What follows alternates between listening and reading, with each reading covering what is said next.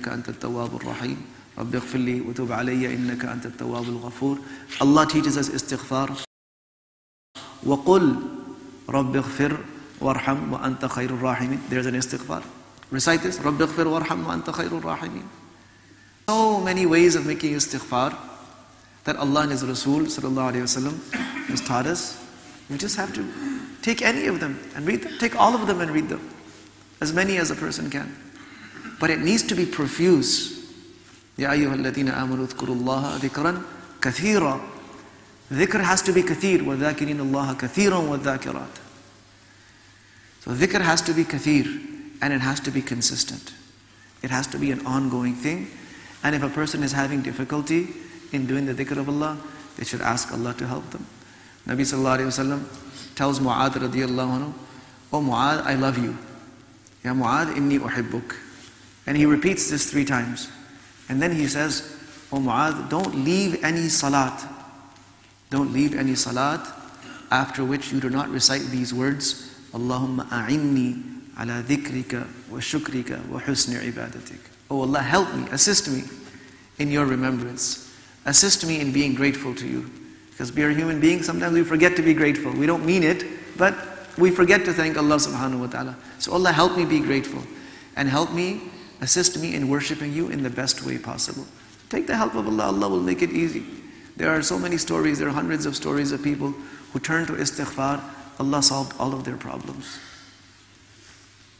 That's why Al-Hasan al-Basri rahimahullah, famous tabi'i, he was sitting in a gathering, and like people would come to their shaykh and their imam and say, "I have such and such problem. Can you give me something to read? What can I read for this problem? What can I do for this problem?" So somebody came and said, "Look, my gardens have dried up and it's a huge damage. So please give me something to read." So he said, "Istighfar. Read istighfar." Somebody else came and said, "Look, I've been married for so many years, I'm not having any children. Can you give me something to read so I can have children?" He said, "Do istighfar." Somebody came with another problem. Somebody came with another problem. Everyone, he's prescribing the same thing. The same dhikr. Istighfar, istighfar, istighfar. So the people that were sitting around him, they said, "What is this? You're telling everyone the same remedy." He said, "This is not my remedy. This is Allah subhanahu wa ta'ala's remedy." And then he recited these verses from Surah Nuh. That look, Nuh alayhi salam told them, make istighfar, Allah will do this for you. He'll do this for you. He'll do this for you. He'll do this for you. Our problem is we don't do dhikr excessively. We do dhikr walking around here and there when it's convenient. Half the time our minds are somewhere else. This is not the essence of dhikr. The essence of dhikr is that the tongue is engaged and the heart is engaged. This is dhikr. Dhikr is a remembrance.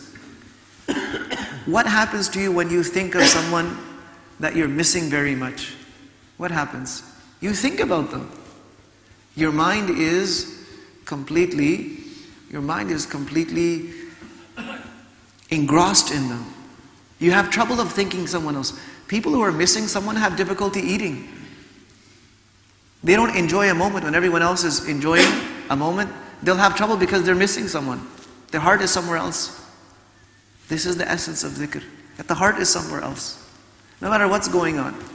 The heart is engaged with Allah subhanahu wa ta'ala. Dhikr is something that is done by the tongue. But the tongue is merely a way of executing the words. Dhikr, the essence of dhikr is that it is a state of the heart. So our dhikr is so empty, so superficial. Astaghfirullah. After salat, astaghfirullah, astaghfirullah, astaghfirullah. What is this? Think of what you're saying. Astaghfirullah. Oh Allah, I ask you to forgive me. I'm begging you to forgive me. If you made a mistake and hurt somebody, while walking by you accidentally tripped somebody, would you say, "I'm sorry," and walk away? "I'm sorry, I'm sorry, I'm sorry." Is that how you would do it? "Please forgive me, please forgive me, please forgive me." No. Person would say, on one side you do this, on the other side you're making fun of me. But look how we do it after salat. Astaghfirullah, astaghfirullah, astaghfirullah. That's why Hasan Basri rahmatullah alayh used to say, "Inna istighfarana hada yahtaju ila istighfarin kathir." The way we make istighfar also deserves some istighfar. May Allah forgive us. Yes, dhikr of Allah with the tongue is important. It should not be undermined. لا يزال لسانك رطبا بذكر الله. The tongue should also be moist with the remembrance of Allah. So this is good. Alhamdulillah, at least the tongue is doing the dhikr of Allah, but we don't stop there. It can't be superficial. Istighfar is begging Allah for forgiveness from inside. This is the essence of it. And when it comes out from inside, then that's when Allah subhanahu wa ta'ala accepts it and things around us begin to change. I may have mentioned this before also to the brothers.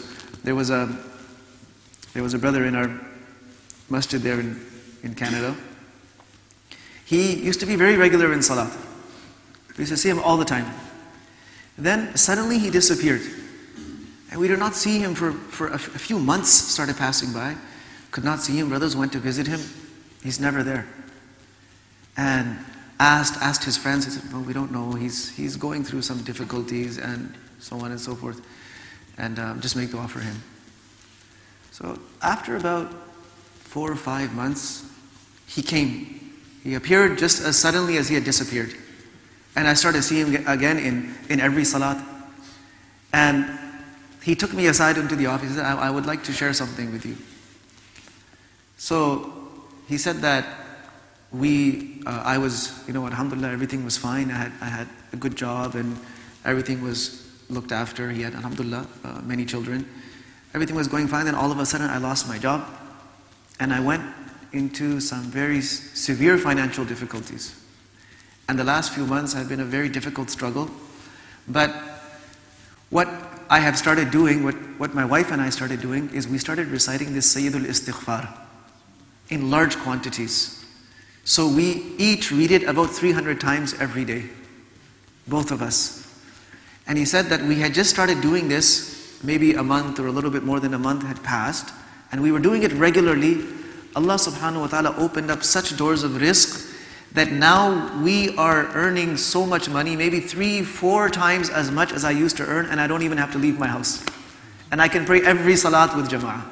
And it was from a source that we could never ever imagine. He said, I just wanted to share this with you, that how powerful this istighfar is. And it's true, there are many stories like this. So we turn to istighfar. Khair, Nuh alayhi salam told them, just make istighfar, ask Allah to forgive you. But they did not listen. So they argued, they fought, they mistreated him, they threatened to stone him, as is mentioned in the Quran. All kinds of things, and this is going on and on and on. And a propaganda against Nuh alayhi salam and whoever is following him. And this is nothing new. It's happening today as well. The people who follow Rasulullah sallallahu alaihi wasallam, they are made out to be sometimes in one form of demonization or another form of demonization. They started insulting him by saying, look, you ما نراك اتبعك إلا الذين هم أراذلنا بادي الرأي وما نرى لكم علينا من فضل. Look, the thing is that nobody important is following you. Nobody important is following you. Now, these are the lowly people, these are the peasants, the peasant class, the lowly class. And even after they have started believing in you, we don't see that you have any advantage over us. We're still doing okay. So this is all some kind of a hoax. You're trying to build a following, you're trying to build a group here, and there is no reality to this. And some of them said that, look, if you put these people aside, get rid of them, and talk to us, the elite people, the influential people, maybe we'll listen to you. He said, no, وَمَا أَنَا بِطَارِدِ الَّذِينَ آمَنُوا. Never. Never. I will never push the people of Iman aside. No matter how low you may consider them, Allah knows what their status is, and you're no better than them. So they increased and amplified the propaganda against Nuh alayhi salam.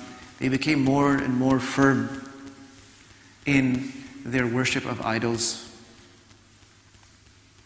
Wad and Suwa and Yaghuth and Ya'uq and Nasr, these were the names of their gods. They started propagating these gods even more. Finally, after this tenure of 9.5 centuries was completed, Allah subhanahu wa ta'ala told Nuh alayhi salam that now your time is up. You build this ark and you take whoever has believed, you take the animals aboard this ark, and then you make dua that Allah subhanahu wa ta'ala finishes all of these people. So Nuh alayhi salam raised his hands and he says, "Oh Allah, you finish them." So Allah subhanahu wa ta'ala wiped them out. How many people were on that ark? There are two narrations that I have come across. One narration mentions some 80 some people. Another narration mentions 40 some people. Allah knows exactly how many there were.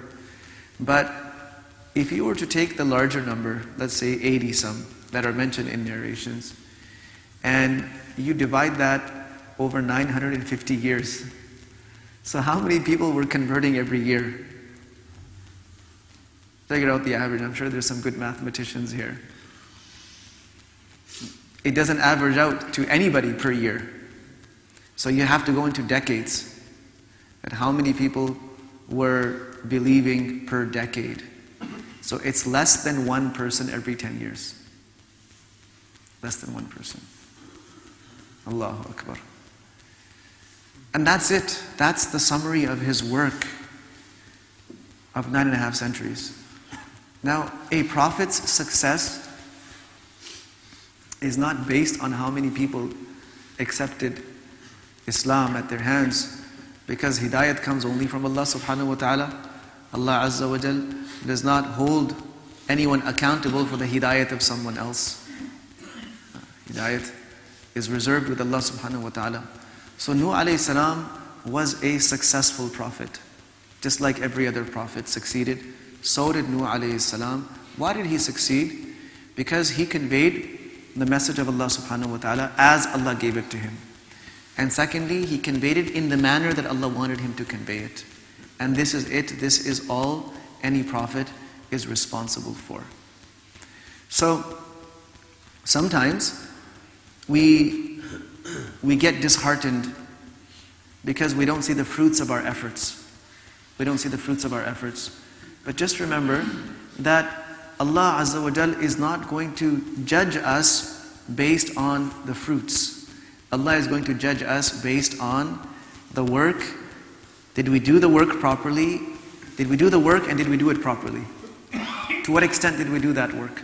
Whether it was in the scope of our family, in our community, the ummah at large, Allah Azza wa Jal is not holding us accountable. Sometimes people will come and say, okay, how many of you guys are doing this work of preaching, of propagating, of whatever it is, you've been doing it for so many years, so what is the impact? What is the output of this?